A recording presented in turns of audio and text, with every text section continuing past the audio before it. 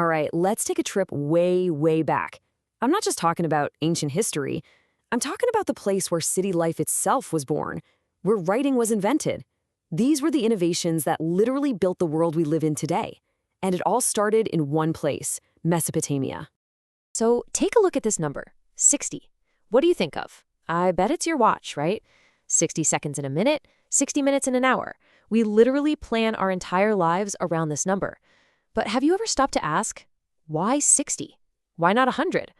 Well, the answer goes back thousands and thousands of years to the very civilization we're going to explore.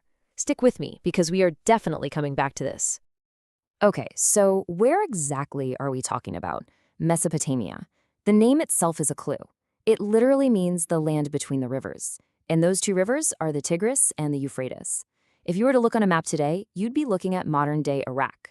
This is the place, the cradle of civilization, where some of the very first cities and empires rose up. So here's what we've got on tap. We're going to start with the land itself, a place of crazy contrasts.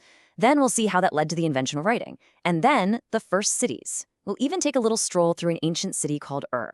And finally, we'll wrap up with Mesopotamia's incredible, lasting gift to all of us. All right, Section 1, a land of stark contrasts. You know, for the people living in Mesopotamia, their environment was everything. It was this huge challenge, but it was also the spark for some of their most brilliant ideas. Now, this is where things get really interesting. You'd think civilization would pop up in the north, right? It was green, it got enough rain for farming, but no, the real action was in the south, which was a desert. So how on earth did they pull that off? Simple. They figured out how to tame the rivers. By digging channels and creating irrigation systems, they turned that dry desert into this incredibly fertile land that produced a massive surplus of food. But here's the catch. They had food, tons of it, but they had almost nothing else. I mean, think about it. No good wood for things like carts or wheels, no stone for tools, no metal for weapons or even pots. They were sitting on a mountain of grain, but they were dirt poor and all the other stuff you need to build a society. And this huge problem is what forced them to get creative, to trade, and to organize. Okay, Section 2, the invention of writing. So with all this surplus food and the need to trade for everything else, a brand new problem popped up. A data problem. How do you keep track of everything?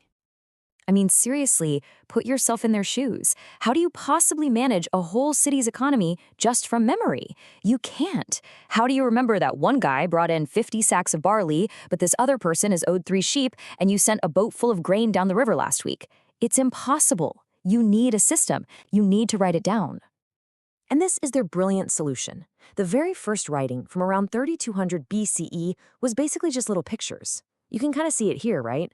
A symbol for an ox, another one for fish, one for green. They were just making lists. But over time, these simple pictures evolved into something way more sophisticated, an abstract, a script made of these cool little wedge-shaped marks.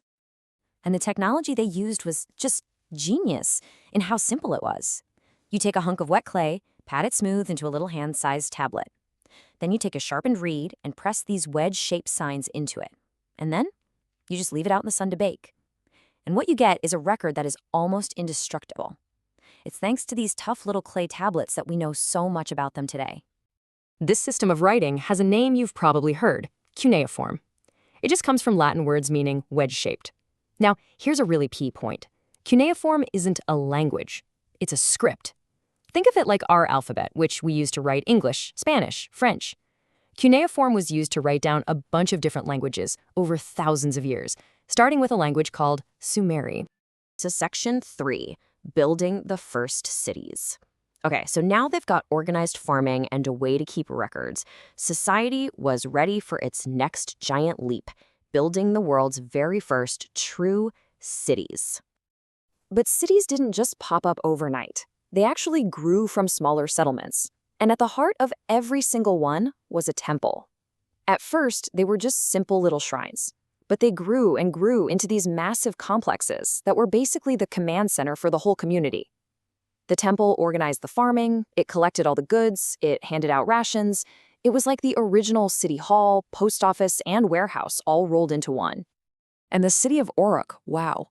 Uruk is the ultimate example of this urban explosion. By 3000 BCE, this place was huge. It had a massive defensive wall, people were using bronze tools, they even developed the potter's wheel, which was a total game changer for mass-producing pottery.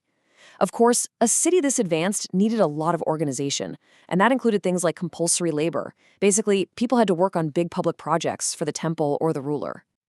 And check out this incredibly clever piece of urban tech, the cylinder seal. It's basically a small stone cylinder with a unique design carved into it.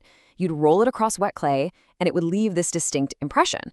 It was your signature, it was a "this is my property" stamp, and it was a security tag all in one, an absolutely essential tool for managing a busy city economy. All right, Section 4, a walk through ancient Ur. So we've talked about the big picture, the temples, the economy, but what was it actually like to live in one of these places? Let's step away from the grand monuments and take a walk down the real streets of a city called Ur. So this map here shows a residential neighborhood in Ur, and it tells you something right away. There was zero town planning going on. I mean, it's a total contrast to the carefully designed temples. People's houses were just crammed together along these narrow, winding streets. They were so tight, they were basically just wide enough for a donkey to squeeze through. And life on these streets was, well, let's just say it was messy. There were no city drains. People just swept their garbage right out the front door into the street. And over time, all that trash would pile up, raising the level of the street itself. So people constantly had to raise their own doorsteps just to stop the muck from coming inside. It's a far cry from the cities we know today, that's for sure. Okay, Section 5, Mesopotamia's enduring gift. So yeah, the streets were messy, but despite all that, these ancient cities left behind a legacy that is just monumental, a foundation that we are still building on today. I mean, just look at this timeline of firsts. The first writing system, the first truly massive cities, huge developments in mathematics, even the world's first great library. The Mesopotamians were absolute pioneers. And that brings us right back to this. Remember our number? 60? This is their legacy staring you in the face every single day. Our entire way of keeping time is a direct inheritance from Mesopotamia's base 60 math system. The idea of dividing an hour into 60 minutes and a minute into 60 seconds, that stuck with us for over 4,000 years. How incredible is that? And it wasn't just timekeeping. They gave us multiplication tables and tables for square roots. It was them who first divided the year into 12 months, the month into 4 weeks, and the day into 24 hours.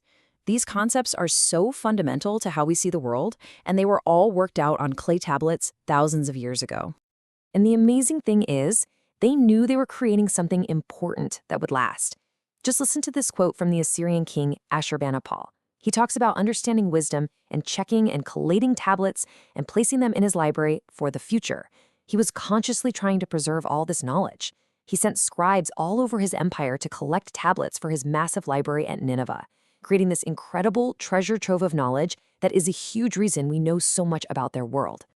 So let's end with this thought. The Mesopotamians created one of the most important technologies in human history, writing, to solve what was, for them, a massive data problem. Today, we're facing our own data problems on a scale they could never have imagined, and we're inventing brand new technologies to deal with it. So the question is, what will our solutions look like to people 4,000 years from now? What will be our enduring gift?